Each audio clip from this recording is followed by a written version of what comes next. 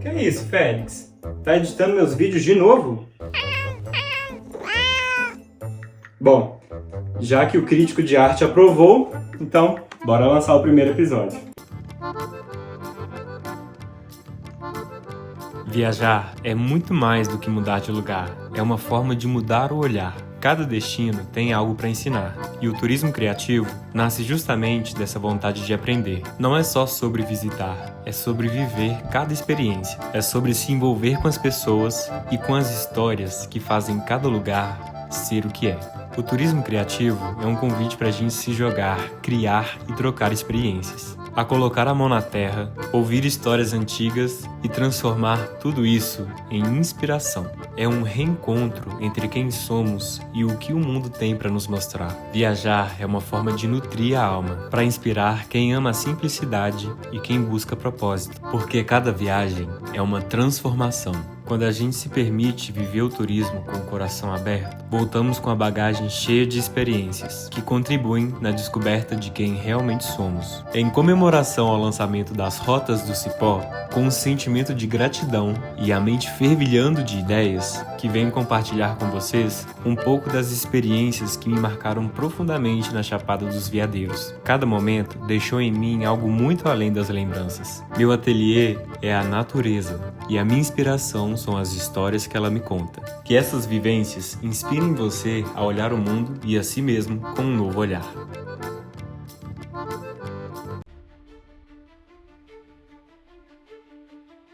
Viajar é um dos jeitos mais bonitos de aprender. A cada destino, encontramos pessoas, histórias e ideias que fazem a gente repensar o próprio caminho. E foi com esse olhar de quem quer se inspirar e não apenas conhecer que cheguei até a Vila de São Jorge, no coração da Chapada dos Veadeiros. Um lugar pequeno, mas com uma força imensa. Aqui tudo pulsa: natureza, arte, espiritualidade e o desejo de transformar. São Jorge nasceu do garimpo.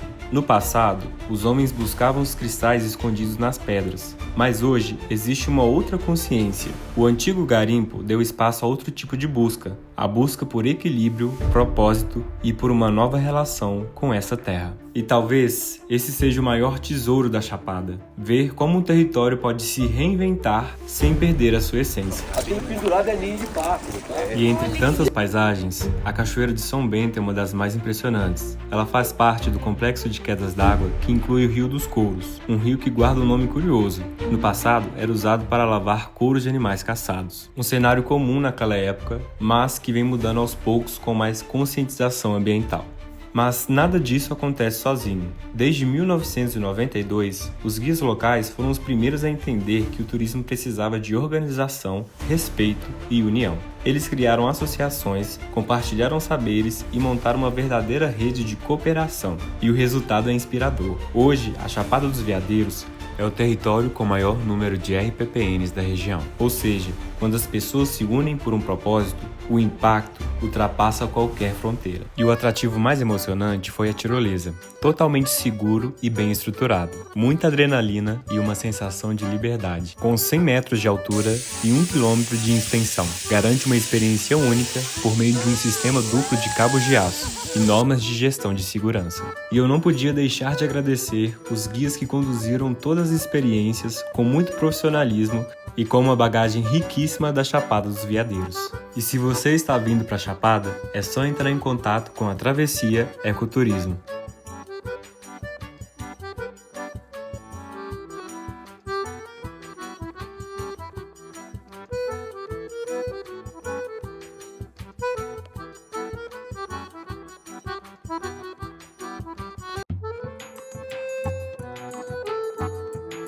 O turismo criativo vai muito além do que o turismo de natureza.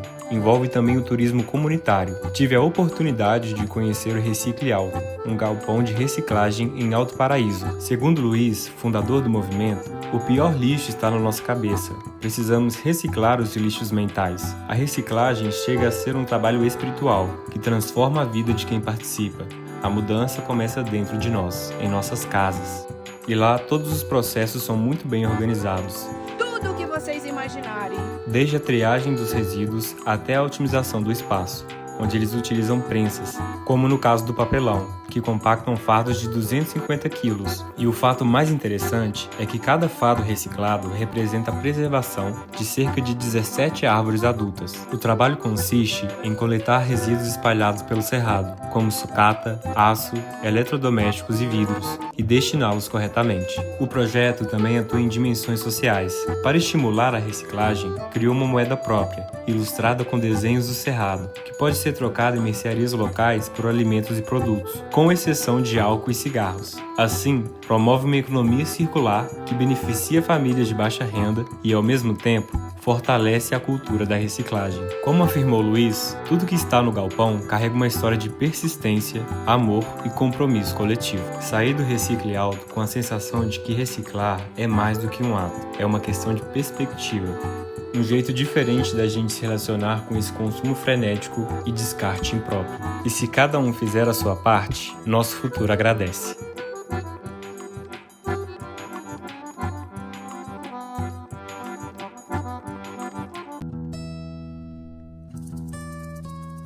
Em meio a cores e obras de arte, nos reunimos na Casa de Cultura Cavaleiro de Jorge, com um único propósito: refletir sobre o presente e o futuro do turismo. Um encontro entre gerações. Iniciamos com uma pergunta essencial: quais são os projetos que estão moldando o turismo? Entre falas, surgiram temas como saúde e bem-estar, valorização do lazer consciente e os desafios da gestão pública. Como lidar com o turismo em massa sem perder a essência? O turismo criativo é uma alternativa para mostrar a vida além das cachoeiras, oferecendo diversas experiências culturais e comunitárias. Em 1961, foi criado o Parque Nacional, mas naquela época não tinha contrapartida para a comunidade. Houve períodos de descaso e pobreza extrema. Dona Teia recorda que o turismo começou de forma improvisada. Começaram com poucos recursos e os nativos recebiam os turistas em suas próprias casas. Porém, em 1990, o parque foi fechado devido ao excesso de lixo deixado pelos turistas. Diante da falta de apoio governamental,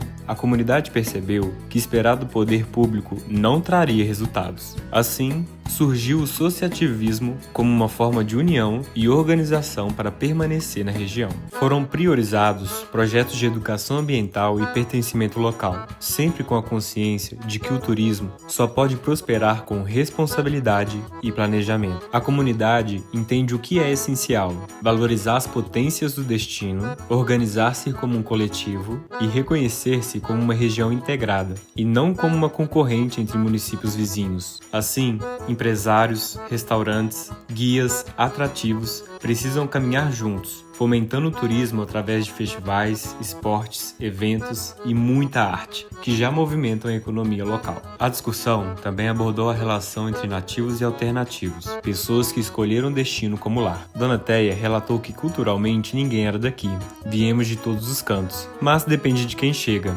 Algumas pessoas desrespeitam e recebem o tratamento merecido, mas outros se inserem e somam. Entendemos que sozinhos não fazemos turismo, é preciso escuta e participação de todos. Quando chegar em qualquer lugar, respeite quem já está ali, pois existe uma cultura e uma visão de mundo. As mudanças não acontecem da noite para o dia, há o tempo de cada coisa. É necessário se inserir e se fazer pertencer. E assim termina mais uma história dessa vila tão preciosa. E lembre-se, a cultura faz parte do turismo.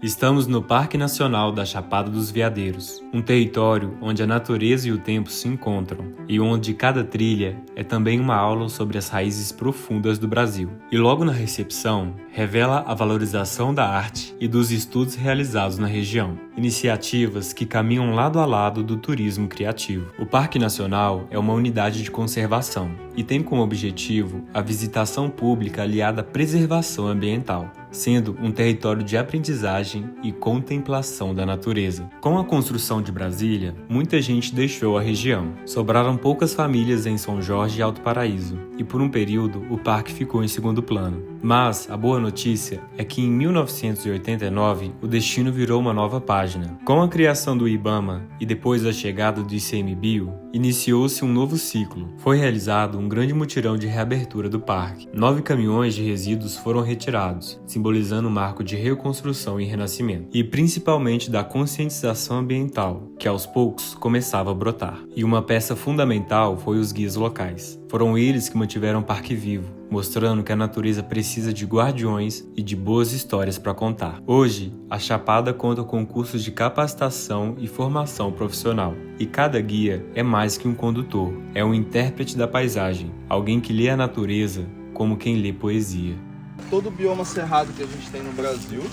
Lembrando que toda essa organização nasceu da Associação de Guias da Chapada dos Veadeiros, um movimento que cresceu entre encontros, debates e uma boa dose de persistência. Mas manter um parque desse tamanho não é uma tarefa simples. O gestor André sabe muito bem disso. Ele compartilhou que envolve muita pesquisa, manejo, monitoramento, educação ambiental e, claro, o fogo, que é sempre um desafio no Cerrado. O parque já perdeu parte do seu território, mas mantém viva a missão de proteger o que resta de um dos biomas mais ricos e ameaçados do planeta. Falar do Cerrado também é falar do fogo. Sabemos que os impactos das queimadas descontroladas são profundos. Fauna ameaçada, solo empobrecido e regeneração comprometida. O manejo integrado do fogo combina saberes tradicionais e ciência moderna. Queimadas preventivas e controladas reduzem o risco de grandes incêndios, mas ainda há um desafio imenso: a consciência humana. E o pior, os incêndios criminosos consomem recursos públicos que poderiam ser investidos em melhorias para a comunidade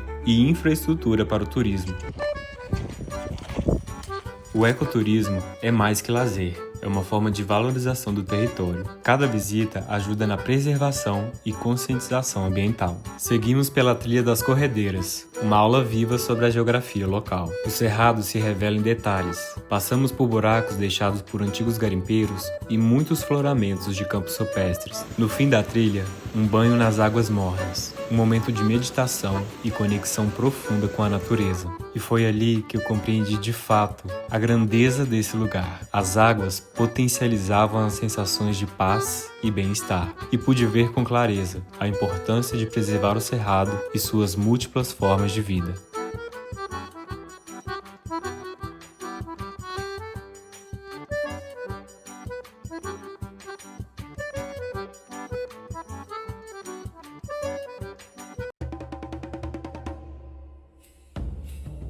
Uma comunidade se fortalece quando as mãos se unem, e o Quilombo Calunga é um exemplo vivo de coletividade e organização, onde as decisões mais importantes são tomadas na Oca Maior, um símbolo do diálogo e da escuta coletiva. O turismo de base comunitária sustentável tornou-se uma forma de viver e prosperar. Antes, a sobrevivência vinha da agricultura familiar. O turismo começou em 1995, ainda tímido, com visitantes curiosos em conhecer as cachoeiras. Com o tempo, a Associação Comunitária de Turismo passou a administrar e direcionar as atividades locais. Entre falas marcantes, seu Jorge reforçou: sozinhos andamos mais rápido, mas juntos vamos mais longe. O turismo é uma engrenagem que só funciona quando todos se movem ao mesmo tempo. E com esse avanço, a comunidade percebeu a necessidade de criar regras e orientações para garantir uma convivência harmoniosa com esse novo contexto, fortalecendo a preservação ambiental do território e também consolidando o respeito às tradições e à economia local. O Cerrado passou a ser reconhecido como fonte de renda e identidade, tanto pela coleta de frutos nativos, quanto pelas experiências turísticas que celebram a sua biodiversidade. O turismo fomenta todas as famílias da região,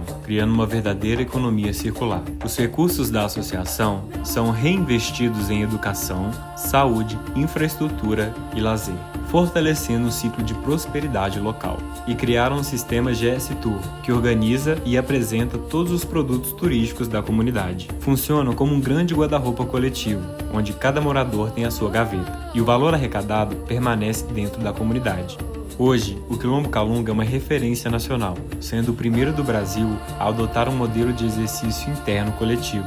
E é claro que eu não podia deixar de comentar sobre os murais espalhados pela comunidade, que representam muito mais que arte. São símbolos de identidade e resistência. Retratam figuras humanas escolhidas a dedo, reforçando o orgulho de ser calunga e a força de suas tradições. Essa intervenção artística nos muros da comunidade transformou o modo como os moradores se veem e se expressam, unindo arte e identidade em um mesmo território. Seguimos em direção à Cachoeira de Santa Bárbara, uma experiência sensorial. Águas cristalinas que transformam esse lugar em um verdadeiro santuário. Ela está localizada em uma reserva particular do patrimônio natural que pertence ao território Calunga. Como bem resumiu a condutora Dalila, nosso desafio é melhorar o que temos e recuperar o que perdemos. A comunidade compreende que sem o turismo de base comunitária, não haveria recursos que hoje sustentam sua luta, sua política social e sua continuidade para as futuras gerações. Conhecer a comunidade Calunga foi um presente espiritual que me inspirou através do exemplo, onde um coletivo prospera quando a união, a natureza e a arte se fundem em um só propósito. Ei, meu pai quilombo, eu também sou quilombola. A minha luta é todo dia.